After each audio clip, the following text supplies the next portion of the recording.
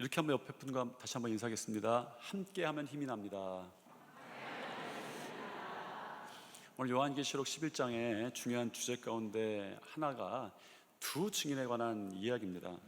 이 두 증인이 어떤 사람이냐, 이걸 우리가 말씀 가운데 전제하고 가야 될 필요가 좀 있어요. 왜냐하면 이 두 사람이 어떤 특별한 사람이다, 그들은 누구일까라고 생각하는 것들도 우리 신앙의 역사 속에 있었습니다.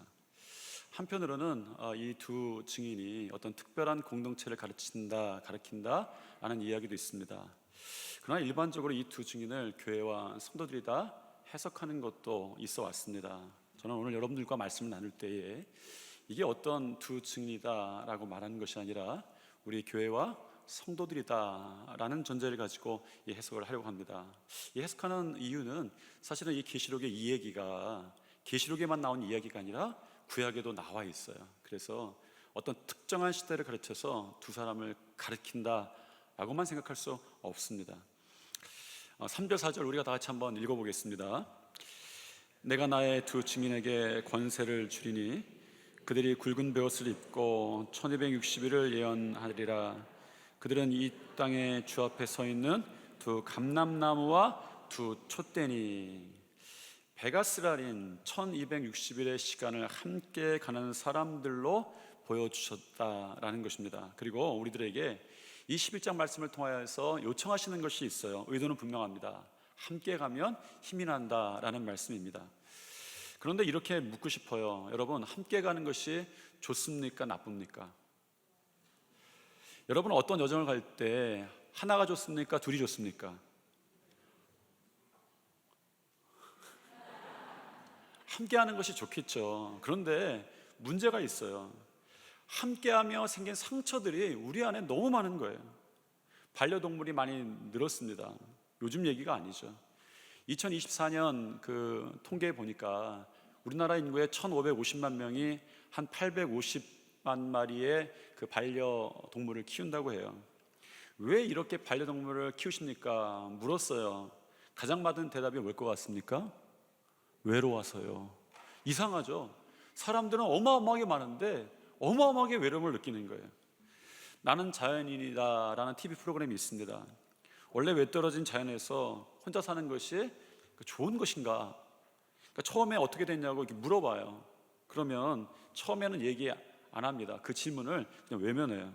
한참 밥 먹고 나서 술술 이야기하기 시작합니다. 사람을 피해왔다는 거예요. 대부분 사람을 피해 온 것이 이 외진 자연이었던 것이죠. 우리에게 여러 가지 마음의 병이 생겨요. 이유가 많습니다. 그런데 그 이유 가운데 사람인 경우가 너무 많은 거예요.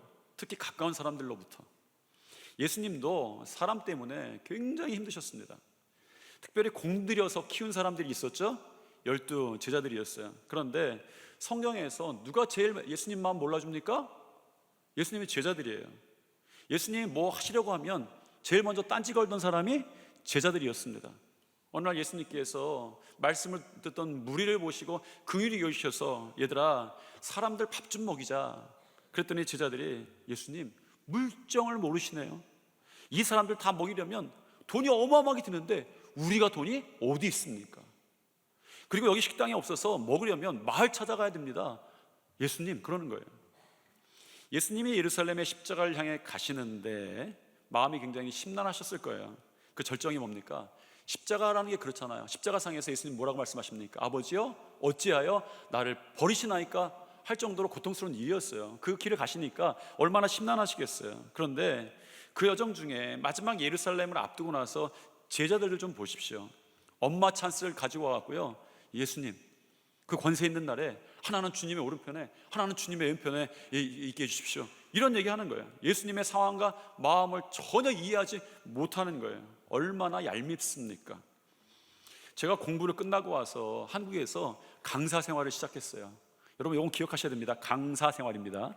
강사예요. 여기에 방점이 있어요. 감리교 신학대학교 학생들, 제가 처음 가르쳤던 학생들이 한 20명 정도 됐어요. 한반 처음 가르치니 처음 제자가 생기는 거니까 얼마나 열의가 있었겠습니까? 정말 잘 가르쳤어요. 혼신을 다해서 가르쳤습니다. 여러분 강사 월급 얼마인지 짐작하시죠? 쥐꼬리는 아니지만 쥐꼬리 비교만 하면 합니다.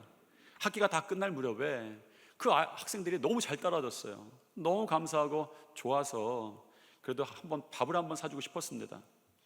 그 반에 반장을 하나 세웠어요. 반장에게 내가 밥을 사주고 싶으니까 날짜를 좀 잡자고. 학교 바로 옆에 중국집이 있었는데 그때 그 중국집에 짜장면이 한 4,500원인가 5,000원인가 했었어요. 제 생각엔 거기가 있었습니다. 그때 탕수육은 생각을 못했고 짜장면 정도 생각했어요. 제 형편이 그게 제 형편이니까. 그것도 제 형편에 사주는 건 아니었어요, 사실은. 그날이 되어서 이제 밥 먹으러 가자고 했더니 반장이 그러는 거예요. 예약해놨습니다. 깜짝 놀랐어요. 제가 뭐 어디 간다고 얘기 안 했는데 예약을 해놨다는 거예요. 갔는데 제가 막 식은땀이 나는 겁니다. 갈비찜이 근사하게 나는 데를 예약을 해놓은 거예요. 그거 내색은 못했습니다. 체면이 굉장히 무섭더라고요. 교수님 불러주니까 체면이 그냥 그래 먹자고 먹었습니다. 반학기 정도의 강의를 제가 썼던 것 같아요. 그 학생이 악의는 없었습니다. 그런데 그런 경험이 별로 없었나 봐요. 그래도 저를 교수라고 생각하니까 수준에 맞게 식당을 잡았던 것 같아요. 그런데 제가 그 반장 얄미웠겠습니까? 정말 얄미웠겠습니까? 그 다음에 학생들하고 밥 먹고 싶었겠습니까? 안 먹고 싶었겠습니까? 제 마음, 제 사정을 몰라주는 거예요. 제 마음, 제 사정을 몰라주니까 정말 가까이 하는 게 너무 어려운 거예요.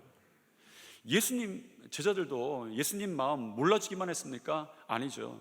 예수님이 쓰라린 경험을 하셨어요. 가룟 유다가 배신했죠. 어디 가룟 유다만 배신했습니까? 베드로도 배신했잖아요. 다 떠나도 나만은 예수님 안 떠납니다. 자신만만하게 얘기했는데 마지막 순간에 대제사장의 뜰에서 너 예수와 함께 다니는 무리 중에 한 사람 아니냐? 그 얘기 듣고 여종을 저주했어요. 저주의 말이 어땠는지 막 굉장히 세게 나갔던 것 같아요. 그것이 사람입니다. 어쩌면 우리 인생 가운데 가장 쓰게 만드는 부분이 있다면 그것이 사람일 수 있다는 거죠. 정말 함께 하는 것이 힘이 될까? 오히려 혼자 무슨 일을 할 때가 정말 편할 때가 있습니다. 내가 하는 일이 편할 때가 있어요. 사실은 누군가와 함께 하는 것이 쉬운 일이 아닙니다. 그럼에도 불구하고 예수님이 사역 가운데에 말씀 가운데 놓지 않으시던 것이 있었어요. 당신의 제자들이 성도들이 함께 가기를 바라셨습니다. 예수님이 포기하지 않으신 것이죠. 예수님도 제자들과 무리들과 성도들과 함께 가시기를 원하셨고 또 제자들 사이에서도 무리들 사이에서도 그리고 성도들 사이에서도 함께 하기를 바라셨어요. 그렇게 가르치셨죠. 두세 사람이 모여서 기도해라. 그러면 하늘에 계신 내 아버지께서 이루실 것이다. 전도할 때도 그랬습니다. 꼭 둘씩 짝지어 주시면서 귀신을 제어하는 권능까지 주셨어요. 한 사람의 기도와 증언에도 힘을 주셨습니다. 그런데 두 사람의 기도와 증언에는 더 큰 힘을 주셨어요. 이렇게 계속 예수님께서 말씀을 통해서 가르치셨죠. 오늘 사도 요한의 환상을 통해서도 보여주신 것이에요. 감람나무와 촛대가 되어서 성령의 힘을 얻고 두 증인이 함께 가라 말씀하시는 장면입니다. 여기서 두 사람은 단지 두 사람이 아니겠죠. 이 시대 교회를 향해서 성도들 향해서 하시는 말씀이겠죠. 사실 이 요청은 요한계시록에 나온 주님의 독특한 요청이 아니고 또 복음서에 나오는 독특한 요청도 아닙니다. 구약에서부터 하나님께서 당신의 백성에게 요청하신 것이었어요. 오늘 이 요한계시록 11장은 꼭 스가랴서와 같이 보셔야 합니다. 스가랴서에 이미 나오는 환상들이에요. 이 환상들은 사실은 너무 정확합니다. 스가랴서 4장 11절 14절 말씀 이 두 절 먼저 한번 읽어보겠습니다. 내가 그에게 물어 이르되 등잔대 좌우에 두 감람나무는 무슨 뜻이니까 하고 이르되 이는 기름 부음 받은 자 둘이니 온 세상에 주 앞에 서 있는 자니라 하더라. 그러니까 이 스가랴의 환상도 똑같은 환상이 보이는데 두 감람나무와 촛대가 보입니다. 두 감람나무와 촛대. 여러분 두 감람나무 뭐라고 말합니까? 기름 부음 받은 것이다 라고 말해요. 기름 부음 받은 것은 성경에 해석의 여지가 없습니다. 성령의 임재, 성령이 함께 하시는 거예요. 성령의 기름이라고 하죠. 여러분 당연히 성령입니다. 함께 가면 힘이 난다. 왜요? 성령님께서 함께 하시기 때문이죠. 우리 주님께서 함께 가라고 하셨습니다. 그리고 성령께서 함께 하심을 약속을 하셨어요. 한 가지 볼 것은 이 성령이 함께한 이 두 증인에게 두 개의 권능, 다른 권능을 주셨습니다. 오늘 본문 읽었던 본문 6절에 보면 이렇습니다. 같이 한번 읽어보겠습니다. 그들이 권능을 가지고 하늘을 닫아 그 예언을 하는 날 동안 비가 오지 못하게 하고, 또 권능을 가지고 물을 피로 변하게 하고, 아무 때든지 원하는 대로 여러 가지 재앙으로 땅을 치리로다. 그러니까 하늘을 닫아 비가 오지 못하게 하는 권능은 엘리야의 권능입니다. 성경에 물을 피로 변하게 하고 여러 가지 재앙으로 땅을 치는 권능은 누구의 권능이에요? 모세의 권능입니다. 그 권능이 우리 가운데는 어떻게 보여질지는 모르겠습니다. 하나 분명한 것은 이 성경에 나오는 둘은 다 서로 다른 두 가지 은사를 가지고 있었다. 둘이 다른 은사를 가지고 있었다라고 전하는 것이죠. 분명합니다. 은사는 다르지만 서로 다른 성도들이 하나가 되어서 이 땅에서 증언하시기를 바라셨어요. 그런 가운데 그들에게 권능을 주시고 그들에게 권능을 사용하라고 말씀을 하셨습니다. 함께 가면 힘이 난다라는 장면을 오늘 요한계시록을 통해서 보여주시는 것이에요. 왜요? 성령의 도우심으로 우리가 만나야 할 쓴 세상을 함께 이기라는 거예요. 여러분, 그것이 오늘 11장의 나오는 내용들입니다. 10장에서 우리 주님이 천사를 통해서, 지난주 말씀이죠, 사도 요한에게 말씀하셨어요. 배에는 쓰지만 입에는 달다. 말씀에 대한 이야기죠. 여러분도 지난주 한 주간 동안 말씀 가지고 한번 살아보려고 했는데 여러분의 삶에서 쓴 것을 만날 수 있습니다. 사실 쓴 것을 만나는 것이 정상입니다. 말씀대로 살려면 그 앞에 서게 되는 것이죠. 우리가 말씀대로 살 때에 배에서 쓴, 삶에서 쓰라린 부분이 있다라고 지난주에 말씀을 좀 드렸습니다. 안타깝게도 11장에는 그런 일들이 실제 있었음, 정말 있음을 보여주시는 거예요. 2절을 함께 읽겠습니다. 2절 같이 함께 읽겠습니다. 성전 바깥 마당은 측량하지 말고 두라. 이것은 이방인에게 주었은즉 그들이 거룩한 성을 42달 동안 짓밟으리라. 그러니까 이방인들은 분명합니다. 세상을 의미하는 것이죠. 세상이 성전 바깥 마당을 점령하고, 어떤 해석에 보니까 성전 바깥 마당은 성전의 일부가 아니다라고 말하지만 성전의 일부입니다. 같이 이 테두리 안에 있었어요. 말하자면 성도의 삶과 세상과 맞닿아 있는 부분이다라고 그렇게 이해도 될 것 같습니다. 성전 바깥 마당을 점령하고 거룩한 도시를 짓밟는다라는 말씀을 환상을 통해서 이제 보여주십니다. 짓밟히는 시간이 있다는 거예요. 그 짓밟히는 모습이 우리 성도들의 실제 삶에서 어떤 모습으로 나타날지는 모르겠습니다. 말씀대로 살아보려는데 쓰라린 시간들이에요. 이 쓰라린 성도의 시간을 오늘 본문에서 42개월이다 그렇게 이야기합니다. 그들이 거룩한 성을 42달 동안 짓밟으리라. 항상 하는 얘기지만 30달이면 어떻고, 50달이면 어떻고, 72달이면 어떻습니까? 그런데 성경에는요 42달이라는 이 기간이 성경에 가득 차 있어요. 요한계시록뿐만 아니라 성경 전체에 42달이라는 이 기간이 가득 차 있습니다. 다만 모양이 달라요. 42달, 이것을 일수로 하면 며칠이에요? 눈치 빠른 분들은 오늘 본문에도 나와 있어요. 1260일. 오늘 제가 이걸 구박하려고 작정한 거예요. 그것도 몰라? 눈치가 없어 구박하려고 했는데 2부만 안 통했어요. 딱 얘기하자마자 1260일 말씀하시더라고요. 1260일. 이것을 횟수로 하면 3년 6개월, 열왕기서에 나오는 이야기입니다. 여러분, 3년 6개월 쪼개면 한때, 두때, 반때, 다니엘서에 나오는 얘기입니다. 다니엘서는 이 말을 또 어떻게 바꿉니까? 7년의 반때, 3년 6개월입니다. 여러분, 성경에는요 42개월이라는 이 기간이요 너무 여러 곳에 동시에 나오는 거예요. 실제로 그렇게 이루어진 때도 있었습니다. 예수님 오시기 전에 시리아가 예루살렘을 점령했을 때, 그때 예루살렘이 굉장히 모욕적인 일로 당하고 짓밟힙니다. 심지어 유대인들이 금했던 돼지의 머리를 성전에 갖다 던지기도 한 거예요. 모욕적인 것이죠. 그때 그 기간이 참 우연찮게도 3년 6개월이었습니다. 그럼에도 불구하고 이 42달이라고 하는 것은 상징일 수밖에 없어요. 여러분, 한결같이 42달 동안만 고통을 당할 것이다. 성도가 어떤 고통당하는데, 고난당하는데, 어떤 일이 있는데 42달 동안만, 1260일만, 3년 6개월만 고통당한다. 여러분, 이게 어디 있습니까? 요한계시록에서도 계속 이 숫자를 얘기하는 거예요.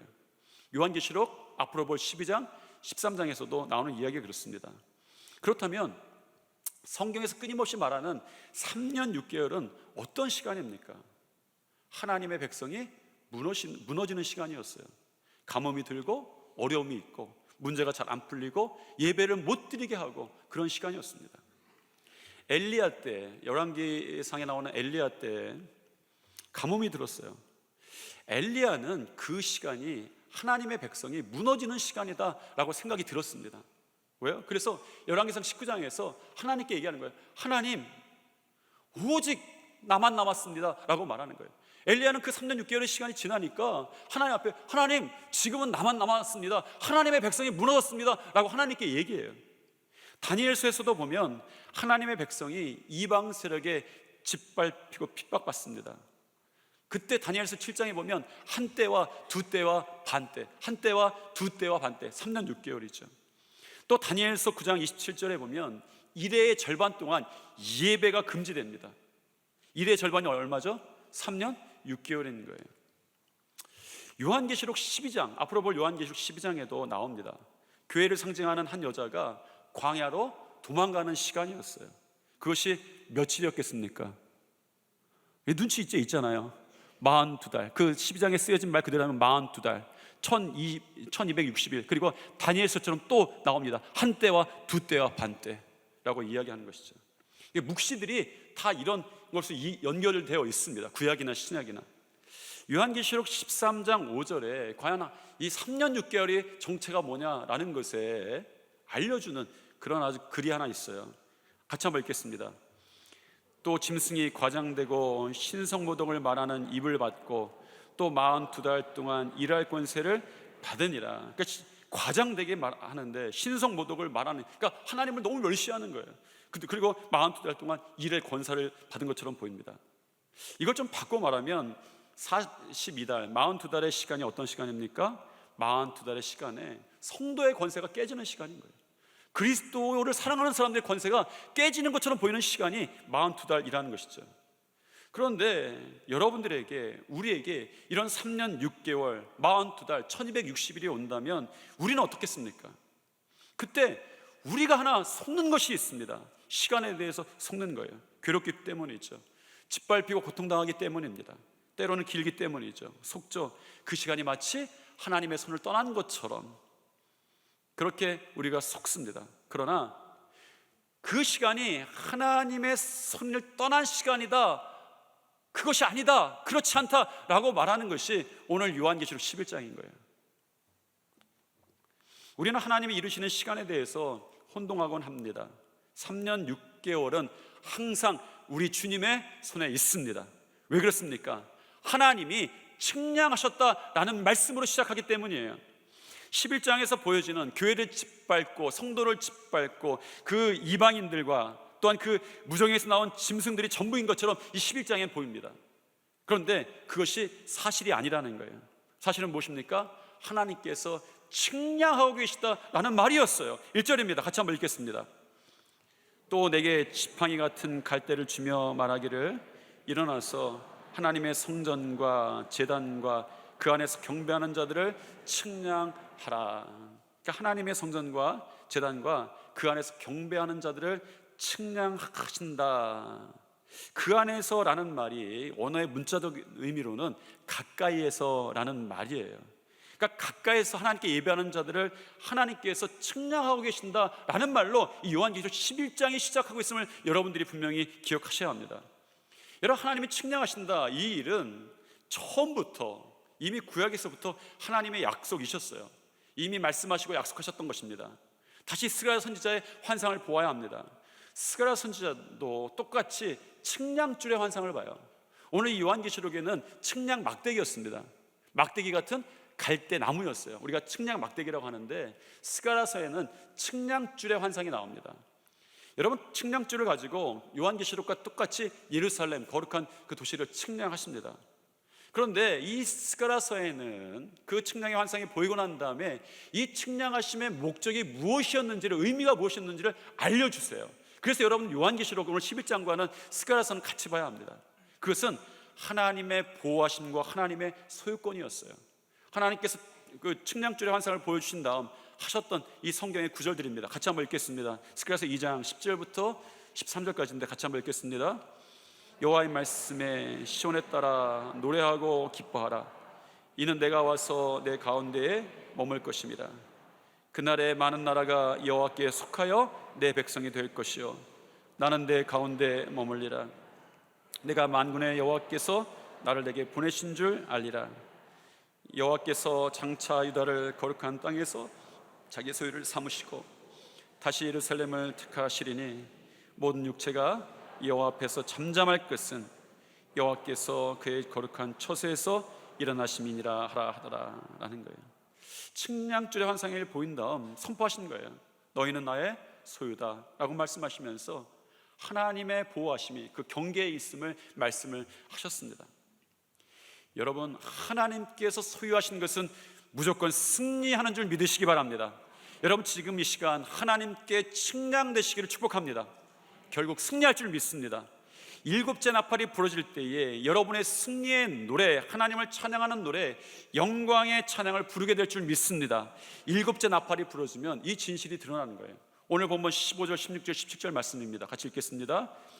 일곱째 천사가 나팔을 불매 하늘에 큰 음성들이 나서 이르되 세상 나라가 우리 주와 그의 그리스도의 나라가 되어 그가 세세토록 왕노릇 하시리로다 하니 하나님 앞에서 자기 보좌에 앉아있던 24장로가 엎드려 얼굴을 땅에 대고 하나님께 경배하여 이르되 감사하옵나니 옛적에도 계셨고 지금도 계신 주 하나님 곧 전능하신 이여 친히 큰 권능을 잡으시고 왕노릇 하시도다. 그리고 마지막 절에 무엇이라고 말합니까? 하늘의 성전이 열렸다라고 이야기합니다. 여러분은 왜 예배해야 합니까? 여러분, 제단 가까이 붙어 계십시오. 될 수 있으면 가까이 하셔야 합니다. 그러면 하나님이 측량하신다라는 말씀이 오늘 말씀의 시작인 거예요. 세상에 무시무시하게 달려들었습니다. 11장에 무시무시한 이야기가 나옵니다. 그러나 그 이야기의 시작이 이렇다는 거예요. 하나님께서 그 제단 가까이 있는 자들을 측량하신다라는 것입니다. 오늘 여러분들이 예배하는 것이 복인 줄 믿습니다. 하나님께 가까이 하는 것이 복인 줄 믿습니다. 왜? 여러분 함께 하나님이 말씀하시는 거예요. 너희는 내 소유고 나의 백성이다 말씀하시는 거예요. 내가 너희를 보호한다라는 것입니다. 우리에게 어떤 3년 6개월이 있을 수 있습니다. 한때와 두때와 반때가 있을 수 있습니다. 고난의 42개월이 있을 수 있습니다. 그런데 그것을 이미 하나님께서 측량하시고 계시다라는 거예요. 너희는 내 소유권이고 그 시간조차도 내 손에 올려있다라는 말씀을 요한계시록 11장을 통해서 그 성도들에게, 오늘날 우리 성도들에게 말씀하시는 것이죠. 그래서 여러분, 이 3년 6개월이 항상 우리 주님의 손 위에 있다라는 것을 기억하시기 바랍니다. 하나님이 이루시는 시간이죠. 오늘 우리가 앞으로 볼 12장에서도 여인과 아이가 광야로 도망간 시간이 있어요. 3년 6개월, 42개월, 한때와 두때와 반때라고 표현하지만 거기에 정말 중요한 이야기가 등장합니다. 양육하기 위하여 예비된 시간이다라는 것입니다. 하나님께서 그 시간을 손 위에서 놓으신 것이 아니라 양육하기 위해서 예비된 시간이다라는 거예요. 여기에 정말 놀랍지 않습니까? 여러분 가운데 누군가 3년 6개월을 지나시는 분이 있을 수 있어요. 1260일을 지나시는 분이 있을 수 있습니다. 언제 지나가나 한때와 두때와 반때를 세는 분이 계실 수 있습니다. 그런데 하나님께서 도리어 이런 말씀을 하시는 거예요. 너희를 양육하기 위해서 준비되고 계획된 시간이다 말씀하시는 것이죠. 하나님이 측량하시는, 하나님의 손 위에 있는 이 3년 6개월 동안에 우리의 약함은, 우리의 부족함은 더 이상 문제가 아니다라는 것이죠. 그리고 마지막으로 여러분이 다시 기억하셔야 할 것이 있습니다. 성령이 함께한 두 증인입니다. 그 길을 함께 걷는 사람이죠. 누군가에게 있는, 여러분에게 있는, 혹은 여러분 주변에는 누군가에게 3년 6개월의 시간을 가는 사람들에게 필요한 예수님의 권고입니다. 두 증인이 되어서 함께 가라라는 것이죠. 여러분, 사실 혼자 있으면 이 3년 6개월에 속기 너무 쉽습니다. 혼자 있으면 42달에 42달의 고난을 넘기기가 쉽지 않았습니다. 혼자면 법정의 증언도 흔들린다라고 성경은 전합니다. 그래서 두 증인이 필요합니다. 여러분에게 혼자 고민할 때, 고민이 될 때, 하나님이 살아계신가 그런 의문이 들 때에 여러분에게 힘을 주는 성령의 사람이 여러분 옆에 동역자로 있어야 합니다. 이 시간이 하나님의 시간임을 서로 알려주고 힘을 주는 사람이 있어야 합니다. 여러분도 혹은 그 3년 6개월을 지나는 누군가에게 그런 사람이 되어야 합니다. 여러분 혼자 가려 하지 마십시오. 성령 안에서 동역자가 되십시오. 여러분 성령 안에서 또한 동역자를 찾으십시오. 애굽의 세상을 이길 모세의 권능과 세상의 가뭄을 이길 엘리야의 권능으로 함께 하시겠다라고 말씀하시는 거예요. 사람에게 상처받았다고 실망하지 마시고 그 사람이 성령으로 채워지도록, 감람나무로 세워지도록, 성령의 사람이 되도록 여러분 도와주십시오. 여러분이 또한 그 사람 옆에서 그런 사람이 되도록 하십시오. 이 교회가 우리가 성령 안에서 하나가 되어서 함께 갈 때 우리에게 오는, 혹은 여러분에게, 저에게, 혹은 지금 걸어가는 누군가에게 3년 6개월의 시간이 있다면, 한때, 두때, 반때의 시간이 있다면 성령 안에서 함께 걸어갈 때에 이것을 증언하게 될 것입니다. 하나님이 살아계시다는 거예요. 이 시간도 하나님의 손이 올려져 있다라고 하는 것이 이 두 증인의 증언입니다. 여러분들이 그 증언자가 되시기를 축복합니다. 우리 교회가 성령의 능력 안에서 하나가 되어서 걸어갈 때에 이 교회가 세상을 향해서 그 증거를 하게 될 것입니다. 모든 것이 하나님의 손 위에 있다라는 것이죠. 함께하면서 하늘 성전의 문이 열리게 되는 것을 여러분들이 경험하시게 될 것입니다. 우리 옆에 분과 같이 한번 인사하겠습니다. 성령 안에서 함께 갑시다. 성령 안에서 함께 갑시다. 자, 우리 옆에 사람은 원래 함께 가는 사람이니까 좀 멀리 한번, 여러분 한번 눈 보세요. 멀리 한번 성령 안에서 함께 갑시다. 우리 교회가 성령 안에서 함께 걸어가는, 하나 되어 함께 걸어가는 귀한 주님의 몸이 될 줄 믿습니다. 주님의 증언자가 될 줄 믿습니다.